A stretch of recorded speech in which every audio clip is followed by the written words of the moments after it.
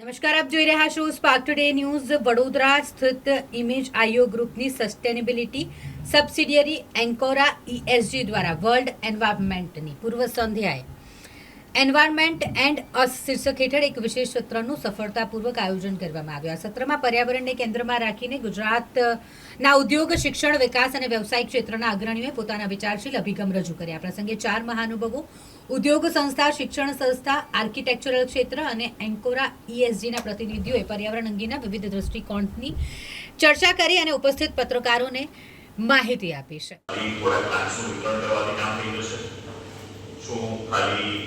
એકાદે seminar કરવાની થઈ જશે તો એનો જવાબ છે ના. બેલેન્સ આવી ગયું છે કે જે બગડી ગયું છે એ બેલેન્સને આપણે રિસ્ટોર કેવી રીતે કરીએ. એકચ્યુઅલ મીડિયાના બધા મિત્રો છે અને આજકાલ તો AI નો જમાનો છે એટલે ઘણી બધી વસ્તુઓ એક જ ChatGPT ના સર્ચથી જનરેટ થઈ જાય છે. આથી એવા લોકો જેમ કે સમીર સર અહીંયા બેઠા છે. Sameer Kerai also the president of FGI. તો જે ઇન્ડસ્ટ્રીઝ કામ કરે છે એ એન્વાયરમેન્ટ માટે પણ હજુ વધારે શું કરી શકે, એમના મંતવ્ય શું છે એન્વાયરમેન્ટ વિશે. પારુ મેડમ અહીંયા બેઠા છે.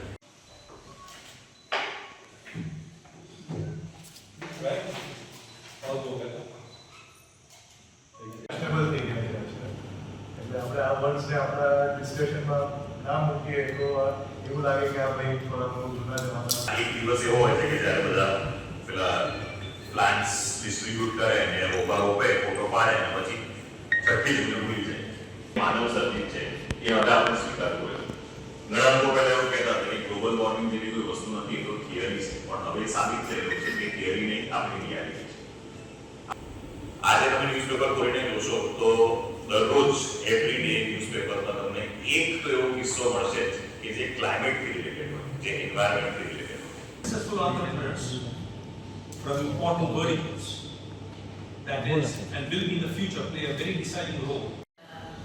मीडिया पर्सन बधाने समीर भाई, संजय भाई, dignitaries, thank you so much for inviting me over here. Charity begins at home and change as well begins at home. એટલે અત્યારે બધી બહુ વાતો થાય છે વોટર ક્રેડિટની, ગ્રીન ક્રેડિટની.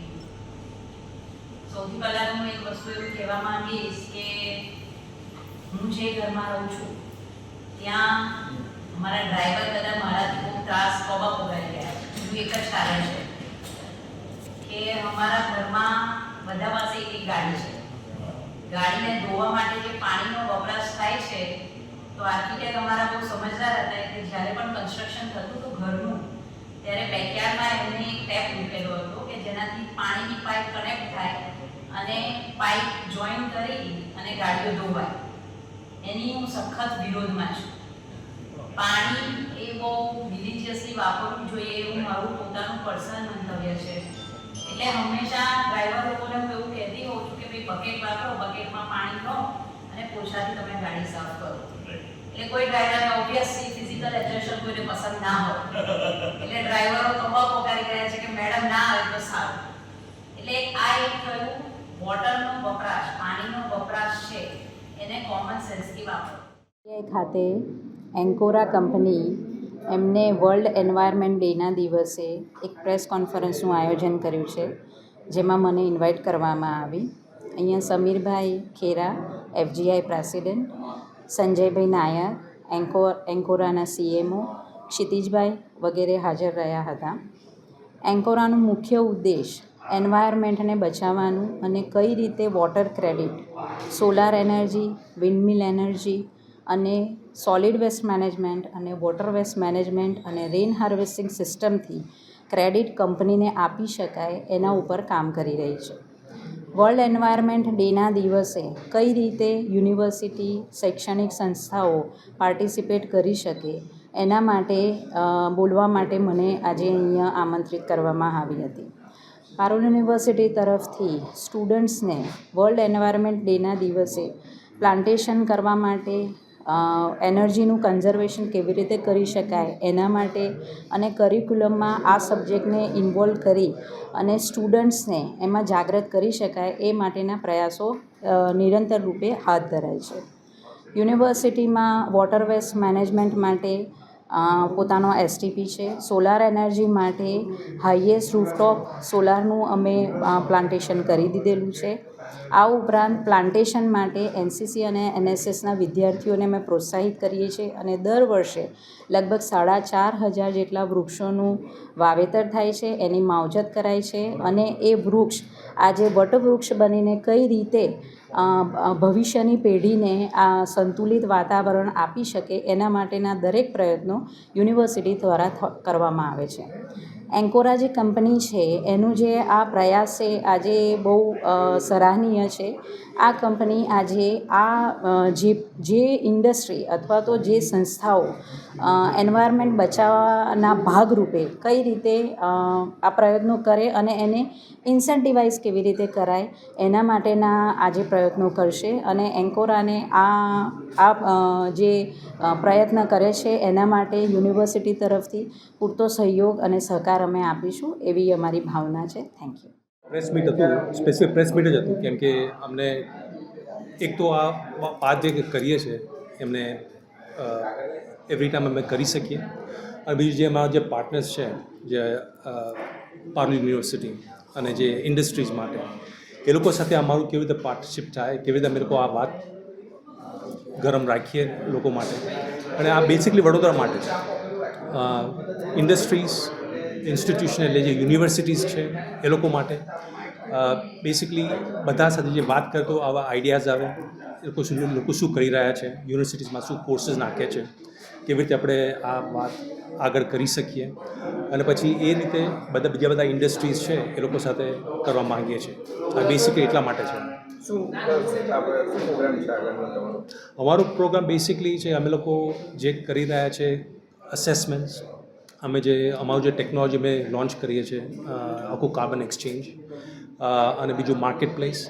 એ બેસિકલી એવું છે કે જે લોકો વિચારે કે આ કોસ્ટ છે અમે એ લોકો માટે ઇન્કમ લાવીએ છીએ ટૂંક, કેમ કે એ લોકો જે પૈસા નાખે એસેસમેન્ટ માટે એના ઉપરથી જે ક્રેડિટ્સ મળે ક્રેડિટ પરથી અમે લોકો વેચીને એ લોકો પાસે પૈસા બનાવીએ. એ લોકોનું ઇન્કમ કહેવાય, આ એક કોસ્ટ ના કહેવાય, ઇટ્સ ઇન્વેસ્ટમેન્ટ.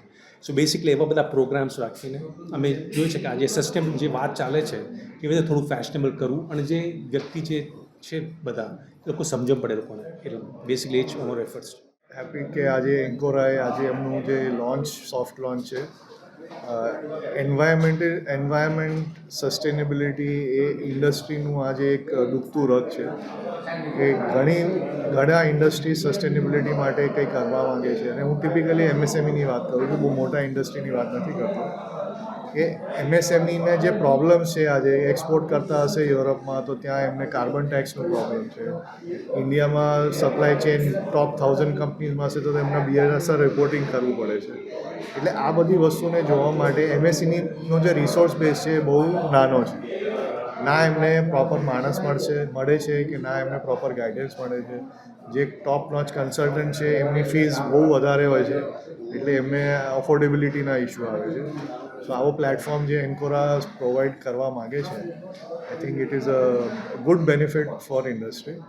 અને એટ FGI અમે વી આર હેપી કે એઝ ઓલ્સો એટ FGI કે અમે એન્કોરા સાથે જે અમારું મેમ્બર બેઝ છે એમને આપણે આની બેનિફિટ્સ સમજાવીએ અને ઓલ્સો કે સાથે બેસીને જે મેમ્બર્સ માટે કંઈ સ્પેસિફિક પ્રોગ્રામ્સ હોય એ અમે કરવા we are more than happy to do that. So I think બહુ વેલકમ ઇનિશિયેટિવ છે અને આપણા વડોદરામાં છે એટલે wish Encora all the best કે આગળ જઈને એમને એકદમ આમાં ફાસ્ટ દોડે અને આપણે વડોદરાને જ એક મોડલ સિટી આપણે બનાવી દઈએ કે જેમાં એન્વાયરમેન્ટ અને સસ્ટેનેબિલિટીનું એક એકદમ જડ જેવું થઈ જાય. અને હું વાત કરું છું એટલે હું એક વસ્તુ આપણે જે 17 સોશિયલ ડેવલપમેન્ટ ગોલ્સ કહીએ છીએ તો environment is not only trees and water and all that, it is also your heritage. અને જે આપણી વડોદરાની હેરિટેજ છે એનું જે એડેપ્ટિવ રીયુઝ કરવું એને કેવી રીતના કોન્ઝર્વ કરવું એ બધું એક માસ્ટર પ્લાન જેવું બનવું જોઈએ. એટલે આપણું જે અર્બન ડેવલપમેન્ટ ઓથોરિટી છે વડોદરાની એમને પણ આપણે સાથે લઈને ચાલીએ આમાં તો બહુ જ સારું.